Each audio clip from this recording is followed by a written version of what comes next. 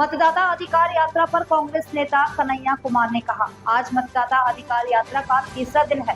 यह यात्रा गया से शुरू हुई है और आगे भी जारी रहेगी। इस तरह से लोग यात्रा का समर्थन कर रहे हैं, इसे देखने के लिए अपने घरों से निकल रहे हैं और अपना आशीर्वाद दे रहे हैं। उससे साफ है कि इस देश में लोकतांत्रिक की हत्या आसान नहीं है, क्योंकि यहाँ लोकतंत्र लोगों के दिलों में बसता है।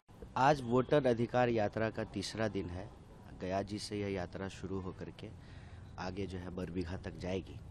यात्रा जब सासाराम से शुरू हुई, रैली से लेकर के विभिन्न जिलों से गुजरते हुए जब हम लोग आगे बढ़ रहे हैं, तो जिस तरीके से जनता अपना जन समर्थन दे रही है, लोग घरों से बाहर निकल कर के यात्रा को देख रहे हैं, इसको अपना आशीर्वाद दे रहे हैं, उससे एक बात बिल्कुल साफ है कि इस देश में लोकतंत्र की हत्या करना, लोकतंत्र का गला दबाना आसान नहीं है, क्योंकि यहाँ के लोगों के दिलों में लोकतंत्र बसता है।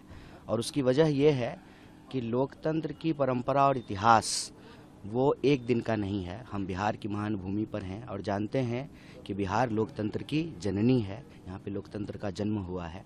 इसलिए जब लोगों को यह समझ में आया, वोट ही नहीं रहेगा, जब वोट का अधिकार ही नहीं रहेगा, जब सरकार ही चोरी से चुनी जाएगी, तो स्वाभाविक रूप से जनता का काम ईमानदारी से नहीं होगा। वोट का अधिकार है, इसीलिए रोजी रोटी का अधिकार है। वोट का अधिकार है, इसलिए जो है कपड़ा मकान का अधिकार है, इसीलिए बोलने का अधिकार है, इसीलिए जीने का अधिकार है, शिक्षा का अधिकार है। तो बिहार के लोग इसको लेकर के बहुत सजग हैं और बहुत ज़बरदस्त